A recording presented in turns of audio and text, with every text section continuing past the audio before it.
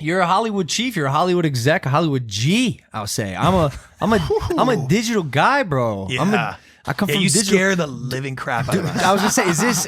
Are we cool? Or Yes. is there some beef? Dude, here? I'm so ridiculously impressed by you, and I have been for years. thank And that's you, why man. I told my publicist, like, I want on that show. I love those guys.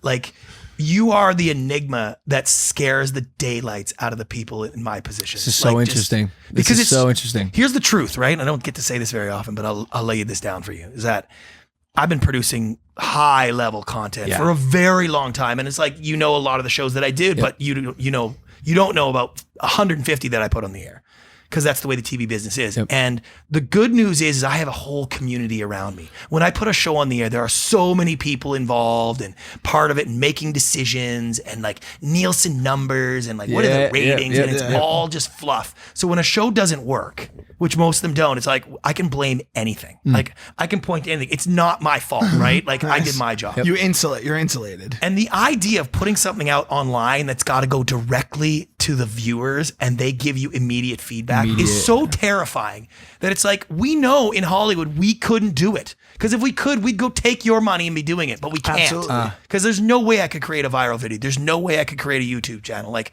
I don't have that in me. And not only that, it terrifies me. Because it's like, I don't know what the audience wants, but I'm okay playing in the world of that, because all of my friends who make millions of dollars and make TV shows, we've all decided we don't know what the audience wants. That's okay. We're just going to make 50 shows and maybe one will work. Yeah, you know? interesting. And it's like, if you made Carpet bombing. Yeah, if you made 50 YouTube videos and they all completely bombed and you only be had one toast. that did relatively well, you wouldn't be doing this anymore. No, yeah, facts. And it's a big difference. Yeah, So- you got to hit that target Yeah. every time. Are you friends with, is traditional media friends with digital media now because they have no choice? Would you Yeah, say? listen, it's still hard to make money. Like traditional television still makes real money, and like Facts. the cable business is still valid and vibing.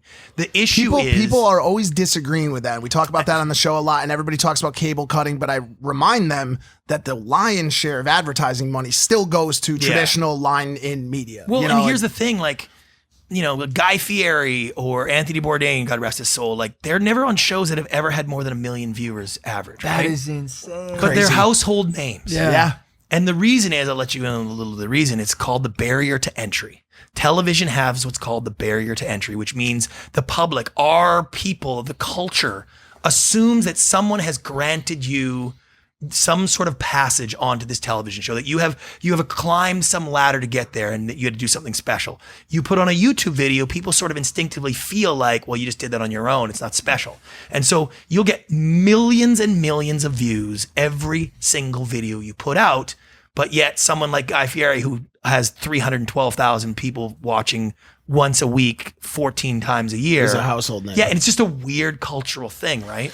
They passed the bar where they became household names Yes. based on your inability to refuse them. Oh my God. They But did also- so many views, but for to your point, for the most part, 99% of these you online guys have creators transcended that. There are not very, like, you're like a Cream of the movie crop. star Facts. in that sense, right? Like that's just rare.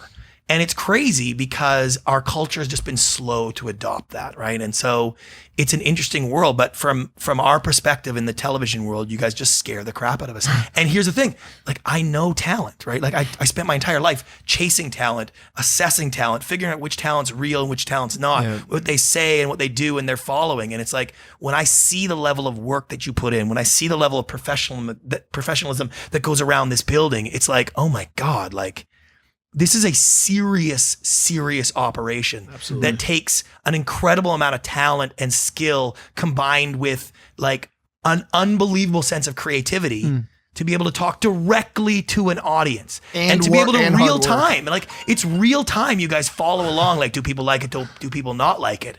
And be able to change that and continue to deliver week after week, day after day, year after year. It's just like, yeah, I couldn't even come close to doing that. You know what I mean? Like, Yeah, bro, when Forget that. Like, When you sat down, one of the first, you looked around, you were admiring the set, and you're like, "Yo, this is crazy." I know every bit of work that's gone into this, and because not a lot of people do. No, and that's what I mean. Like, it's just so innate to the process of building something creative. But for some reason, if it's on a YouTube channel or like with Amanda, you know, when I interviewed her for my podcast, it was like, she's an Instagram model. I get it. But do you know how much goddamn work it goes in to be that popular? So much. And like, it's every detail, the attention to detail people just don't understand.